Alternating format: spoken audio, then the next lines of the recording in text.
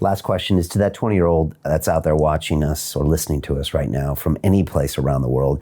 Advice to them. You know, they grew up in a different world. They grew up with a digital identity that might be more important than their physical identity. I'm learning that around my children. Yes, absolutely. But they're also still caught in a place that I guess is still being governed by the old timers, and they're caught in between these two worlds as they shift. Yes. Advice to them: what should they be aware of? What should they be, thinking about going forward? I think, to me, Web3, the metaverse, is their playground.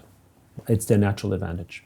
Generally speaking, I always advise, it doesn't matter if you're 20-year-old or whether you're a startup entrepreneur, whatever it is that you do, don't play someone else's game, right? I mean, you have to play a game that maybe other people are in as well, but play the game that you are best at. So maybe being a real estate sort of scion is maybe not your game, right? Not because you might not be good at it, it's just it's not possible for you to be in that field. Don't do what everyone else is doing, for instance. Generally speaking, the Web3 and the metaverse provides an incredible opportunity to do a whole host of things, whether you're building in the metaverse, whether you're a coder, whether you're a marketer, whether you're an agent, whatever it is. That's a world you have no competition from a generation that is an incumbent, because the incumbents don't exist. It's for you to sort of enter the space. That's a natural thing. And the other thing I typically tell people, and this is the hard part, but I would say is the powerful part, is always try to build and be and do something that can be bigger than you. Now, that's hard. And I don't mean religion, for instance, although for some people it might be, right? I mean more that when you do the work that you do, think about the why and think about sort of why is it important. And I think this is hard for people who need to live paycheck by paycheck, so I absolutely have empathy for that.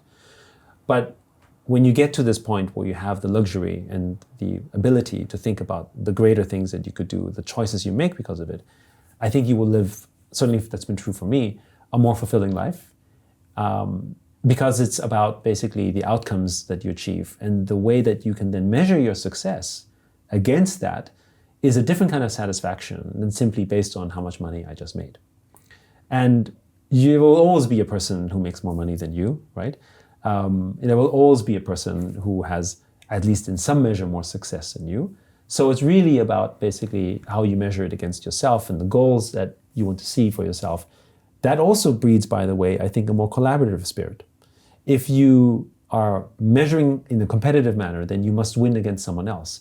Collaboration is hard, because whatever I do with you, needs to be either by taking advantage of you somehow or using you in some manner, which is, I guess certainly from a Kantian perspective would be, immoral. But aside from that, my point on this is that if you are doing it for yourself, if you're doing it for a purpose that's meaningful to you, it doesn't matter that there's other companies or other businesses or individuals that have more success, because you've achieved what's important to you.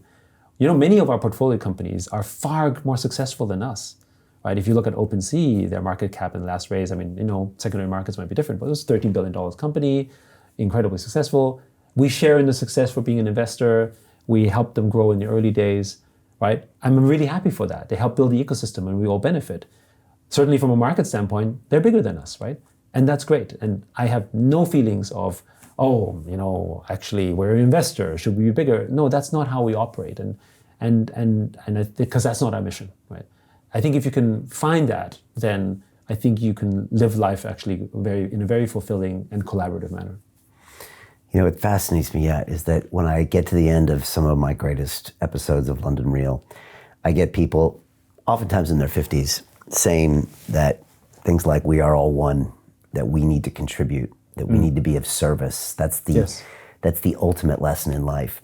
And yet, for the first 20 years of my life, or 30 years of my life, it was me, and me was being emphasized by the Instagram post, or back then it was MTV, right, and all these things. And it's almost as if this world is taught on the surface a lesson of it's about you and your individual success and your individual achievement. But the people that I see are the happiest and that understand the bigger picture almost always come back to, you need to be part of something bigger and be part of a lasting legacy and build something that's bigger than yourself.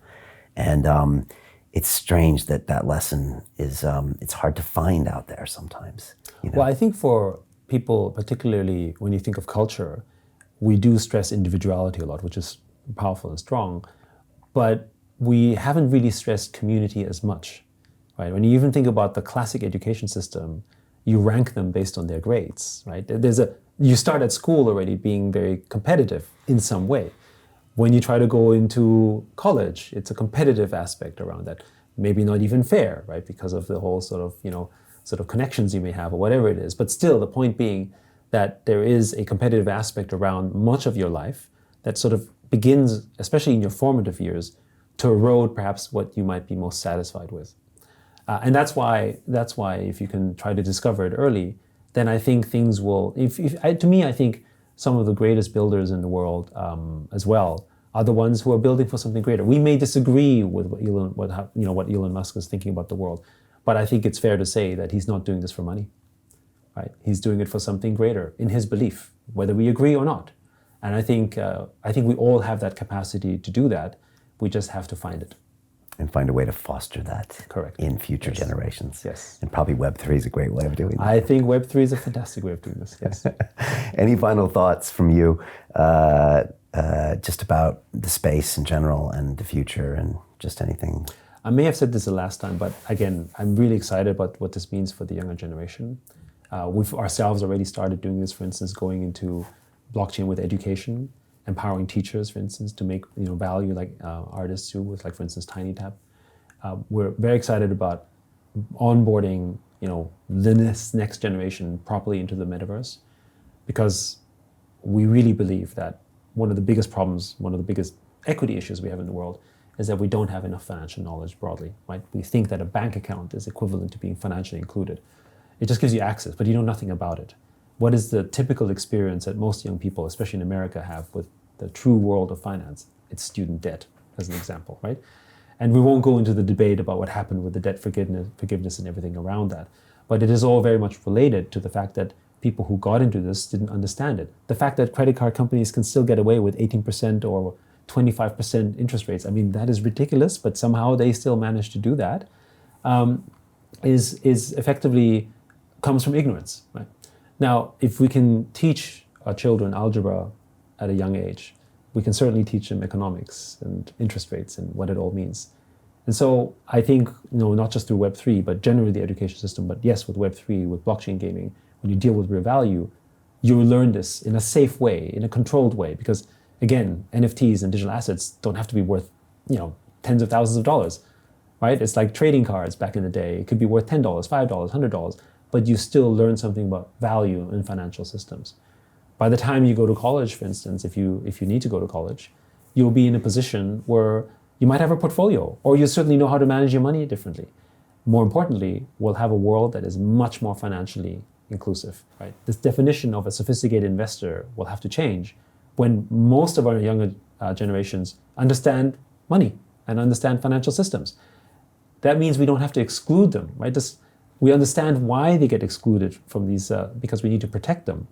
But this exclusion has also denied them opportunity. So it comes down to education. And I think somehow we need to, if not through Web3 gaming and blockchain gaming or other forms of this, we need to find a way in which our younger children can learn about economics literally at the primary school level. And I think this is what excites me around Web3 and blockchain gaming. This is where children engage. They'll learn about this. If they don't learn it at school, they'll learn it there. And that's what I'm really hopeful about, where the world will go.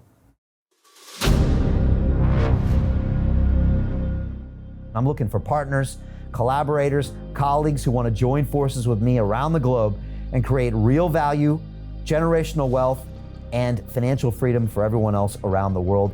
Get involved in the cryptocurrency markets, get involved in the NFT markets. This is your moment. Life all comes down to a few moments. Don't let this pass. Now it's not too late. Next year's going to be too late. Ultimately, this is about freedom. That's the way I see it. This is about giving power back to the people and enabling billions of people worldwide to use the financial markets to improve their lives and those of their friends and their families and their communities. Honestly, I think it's a violation of human rights not to allow people basic access to financial services.